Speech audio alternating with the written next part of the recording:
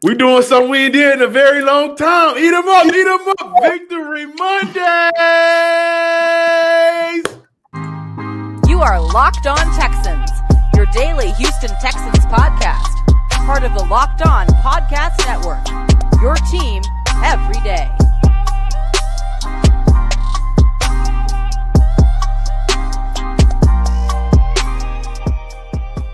Welcome in, Locked On Texan fans across the world, to a Victory Monday edition of the Locked On Texan podcast. Yes, sir. Part of the Locked On Podcast Network, your team every day.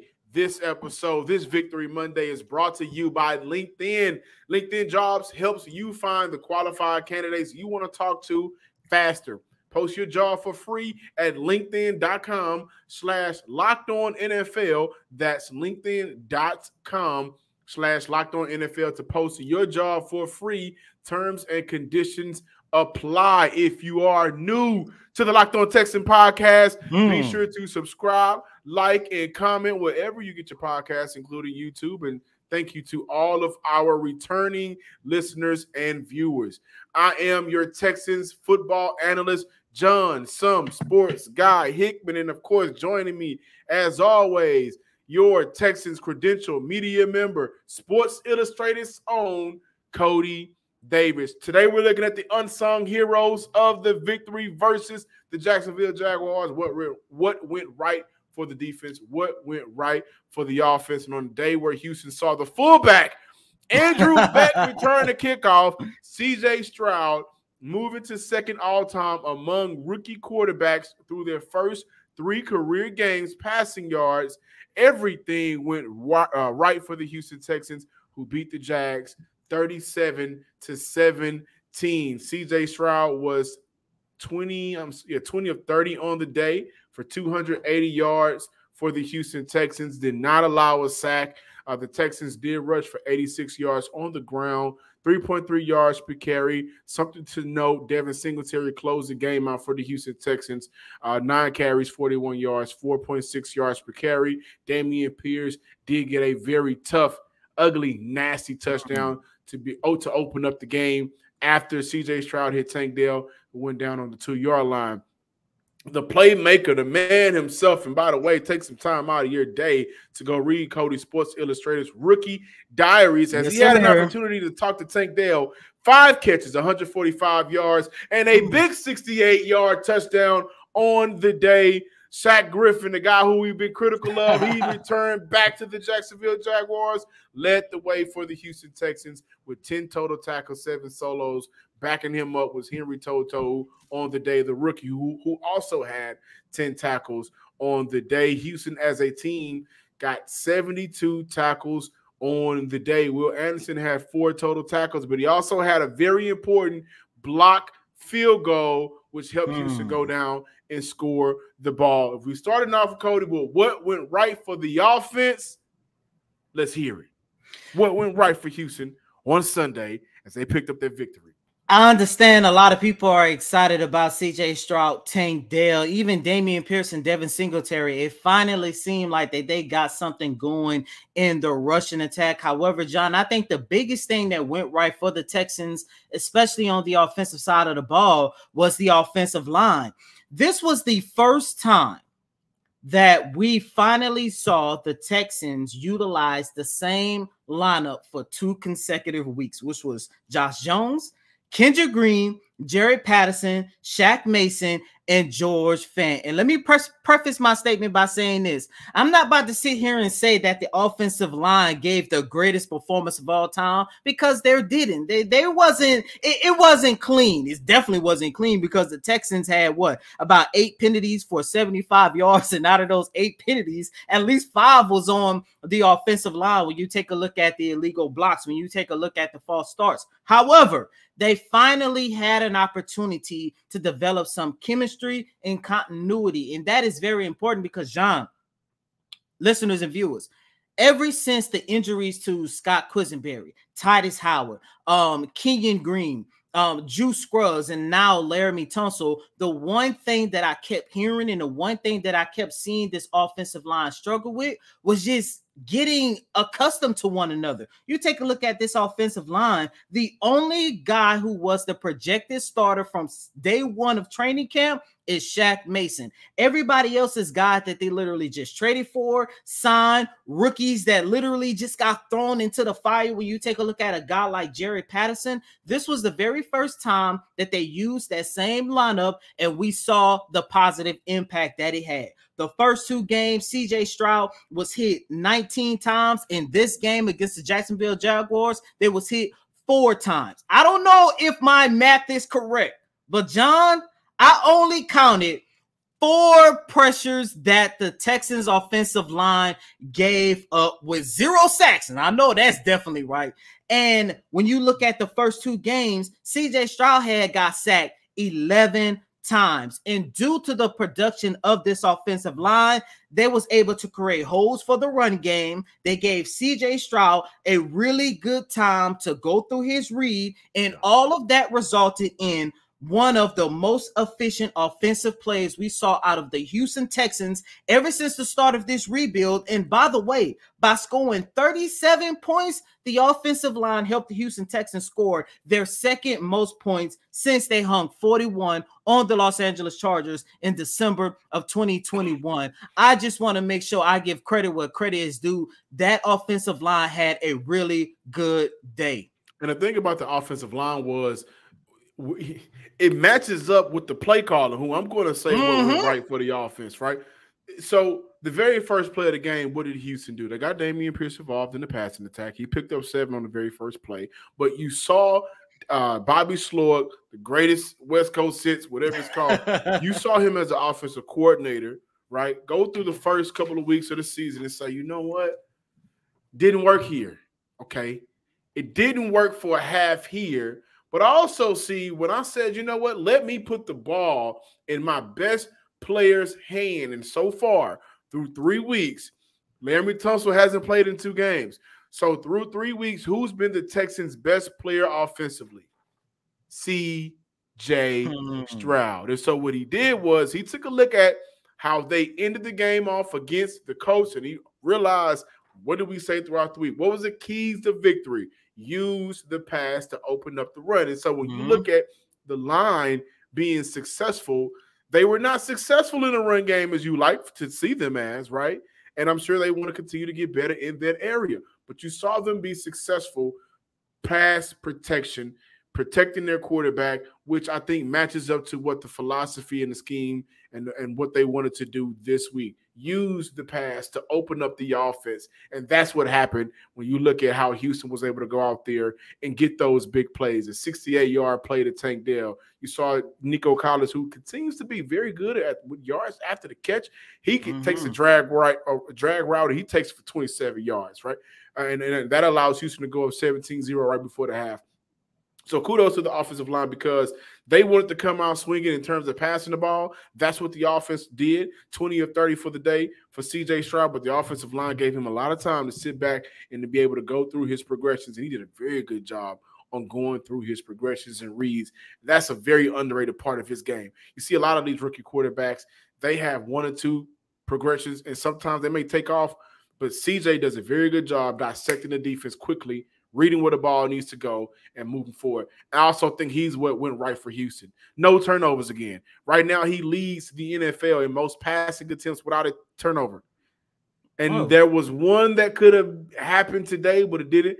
But he doesn't put the offense in jeopardy a lot of times when he's out on the field. He doesn't make consistently bad decisions. Like if you look at the New York Jets, for example, they are in a bad positions all the time because of their quarterback, Zach Wilson. If you go back to last season or the season before that, the Houston quarterbacks play, whether it was Jeff Driscoll or David Smith, whoever was out on the field, they were constantly put in bad positions because of their decisions from their quarterback. Not seeing that from C.J. Stroud through the course of the first 3 weeks. And I also think what went right, that man that traded up for that played in Third Ward, I'm probably sure he's getting them Frenchies after the games. Tank Dell, yes, sir. Listen, he is what also went right for the Houston Texans. The the part about this wide receiving core, Cody, what did we say throughout the preseason? Each given week, it's going to be who? Somebody's going to step up. Last week, it was who? Nico. The week before that, it was Nico and Robert Woods, right? Woods. Yes, sir. But now you and Tank Dell got busy last week as well. But you're seeing them scheme up the best way possible to get the ball in their playmakers' hands. And so I think that's what went right, Cody. You're absolutely right. The offensive line did a very good job in pass protection, giving their quarterback enough time to go through his reads and deliver the ball. By the way, C.J. Stroud had that accurate when he thread the needle to Nico Collins, and Nico should have brought it in. That's what you're getting out of C.J. But the offensive line played well.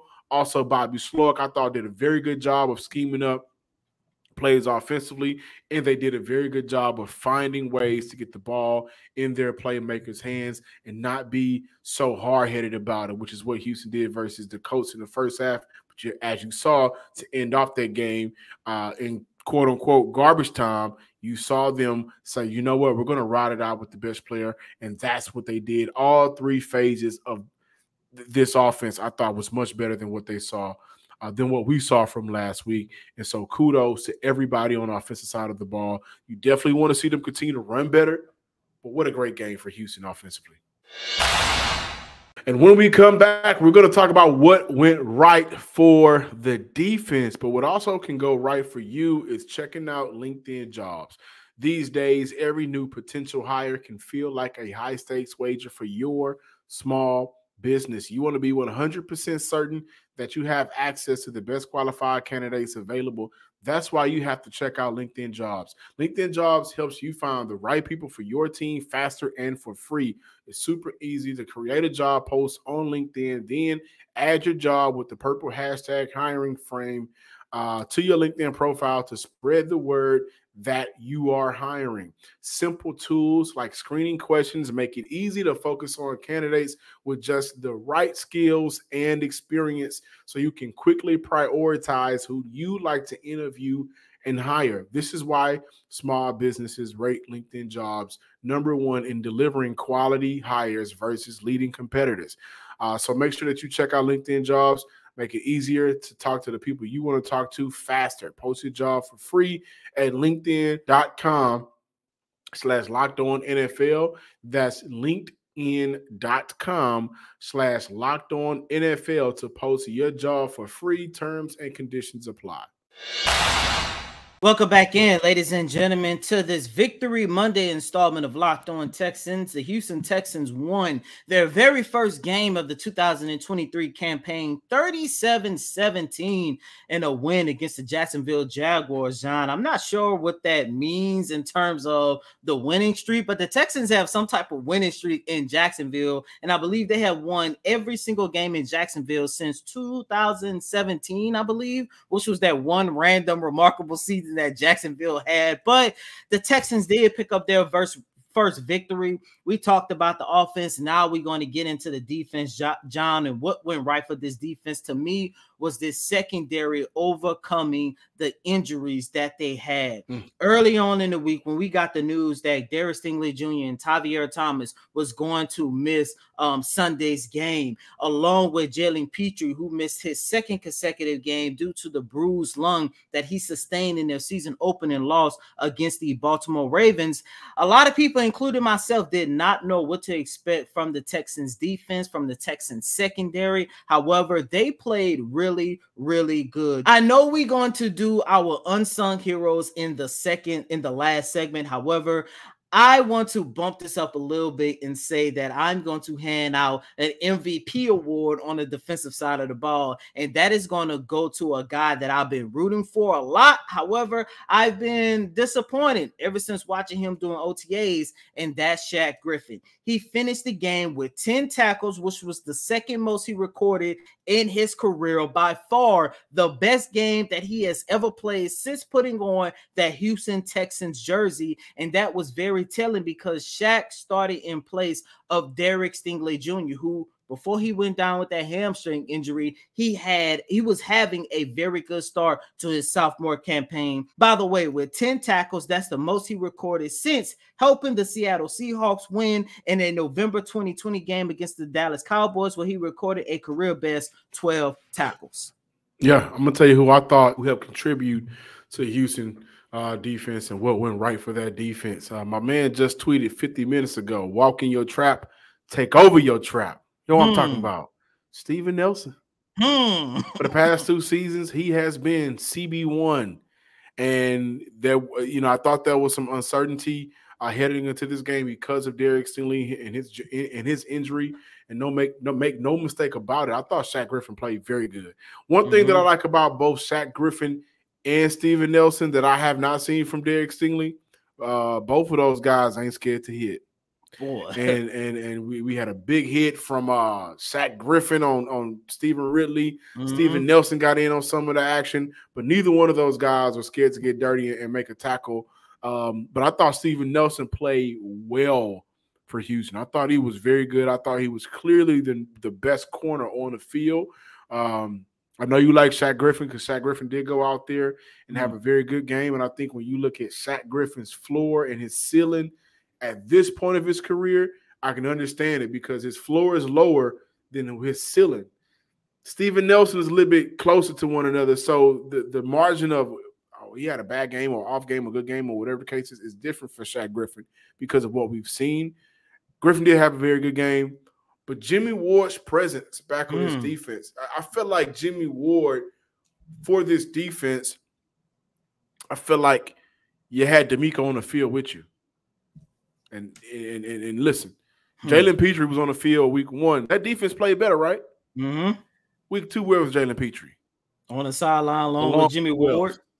So they both was out. So you look at a situation where both safeties, the top 2 players on this defense, they were out week 2, and you saw the ramifications of it. Now you at least got one back, and it seemed like you got that part of D'Amico back on the field, that part of that swarm defense, the communication, all of that back on the field. So I thought Jimmy Ward's return was great. But also between Matt Burke and D'Amico Ryans, what else I thought went right was how they were putting out those coverages for Trevor Lawrence. Trevor Lawrence never got a chance to get comfortable. He never had an opportunity. And again, the D-line, they didn't have any sacks, but they were able to create pressure, and you saw it early on. But I think the coverage for Houston, how they were dropping guys back and maybe making things difficult for Trevor Lawrence to read and go through his progressions was also something that I believe went right. And then again, when he was putting the ball in the air, guys who just was around the ball to make the play. So Calvin really did drop that touchdown early on. That's something that he would normally reel in. I think that was Cashman out on that breakup, or maybe it was HT. But I liked how you saw Jimmy Ward back on the field, guys. I like that you got that part of that swarm defense and that mentality, along with that presence from D'Amico off the sideline on the field. You saw it made a world of a difference. Now I can't wait to see Jimmy and Jalen Petrie play football together because I think that's just going to elevate this team. And one last thing in terms of what went right for the defense, John, I started off this segment talking about how the secondary overcame injuries, but the linebacking core did the same exact thing. They were thin. They were thin. They were out without their best linebacker, which is Denzel Perryman. And you had a guy like Blake Cashman step in and help fill the void tremendously. That was Blake Cashman who came away with the pass deflection on that what would have been a touchdown pass between Trevor Lawrence and Calvin Ridley. However, Blake Cashman finished the game with 6 tackles, 3 solo hits, 2 pass deflections. And by the way, his interception, which I believe set up one of those scoring drives for the Texans. Shout out to Blake Cashman.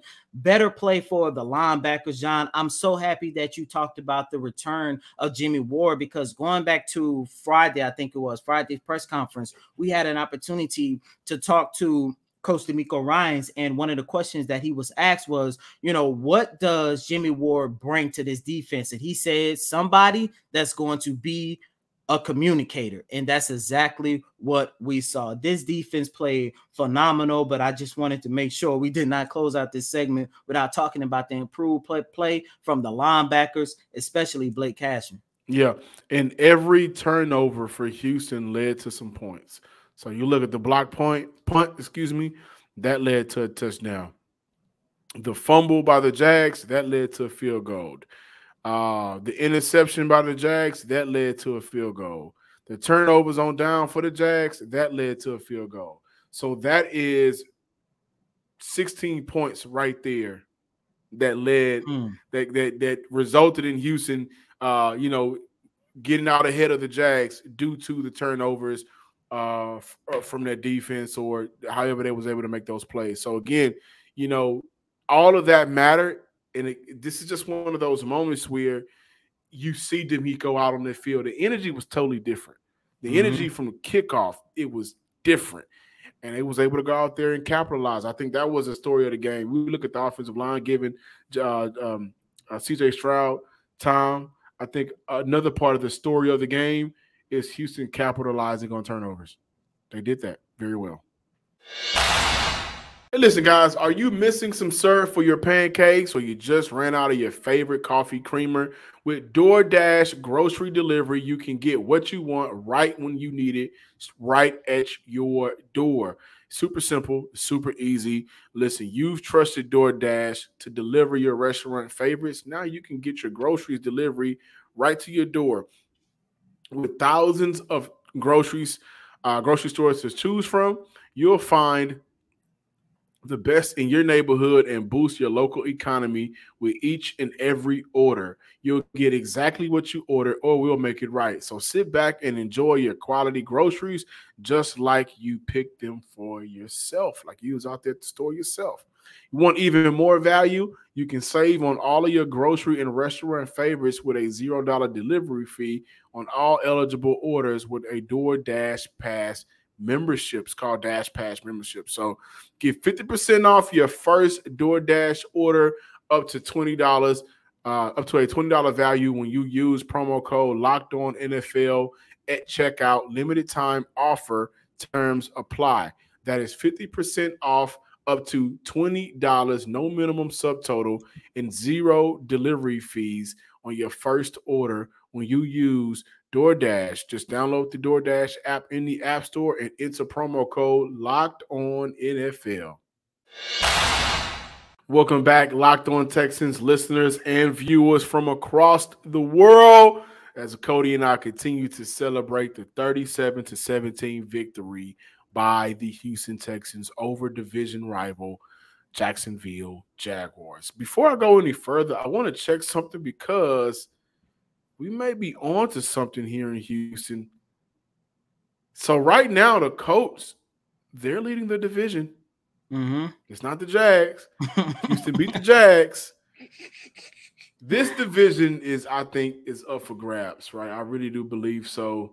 And the Colts actually beat the Ravens, a team that the Houston Texans lost to. But, Cody, when we look at the unsung heroes, can I say who mine is? Yeah, go ahead. Yeah. Last week they tried to run them on a fullback dive, and it didn't work. So maybe – yeah, man. So maybe next time you put Andrew Beck on kickoff and just let him do what he do, right? I mean – by the way, saw that coming. By the way, that was the slowest kick return I've ever seen in my life.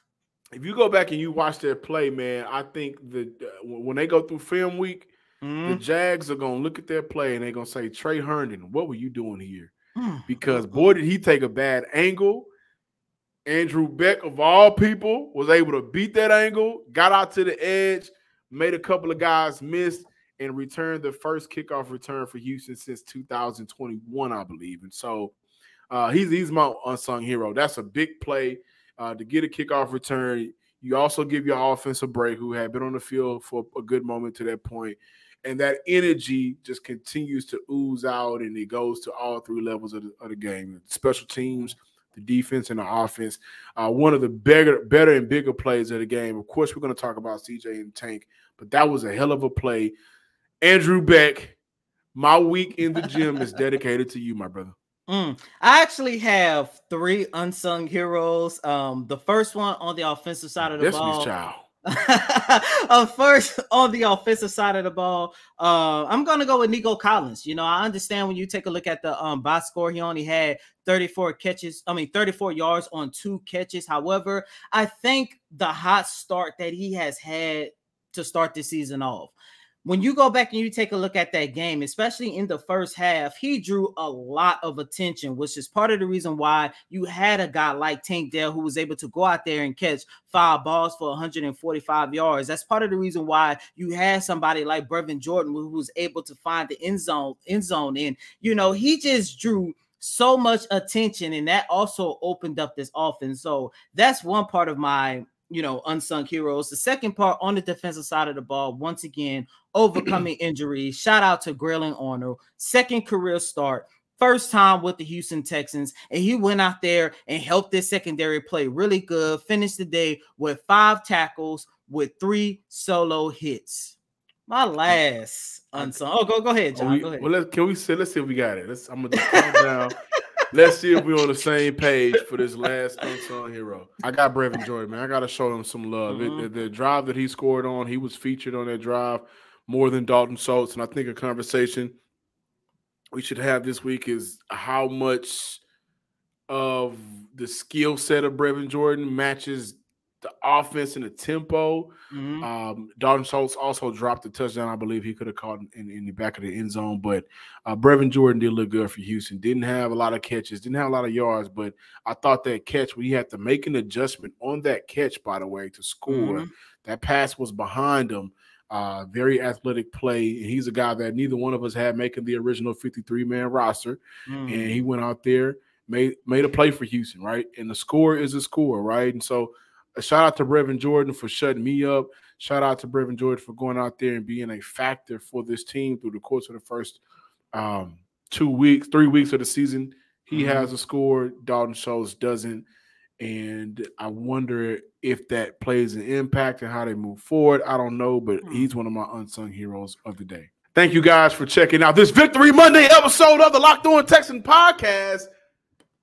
Make sure you continue to subscribe, like, and comment to the Locked On Texans podcast. Wherever you get your podcast, give me a follow on X, formerly known as Twitter. I don't know how long I'm going to be on there because I ain't paying the 5. At John_Hickman12. Again, that is John_Hickman12. And as always, I'm your host, Cody M. Davis. Please remember to follow me on Thread at CodyDavis_24. Once again, that's Cody, COTYDAVIS_24. John, just give it up and just join Thread. You got to join something. I have to. But until next time, ladies and gentlemen, peace.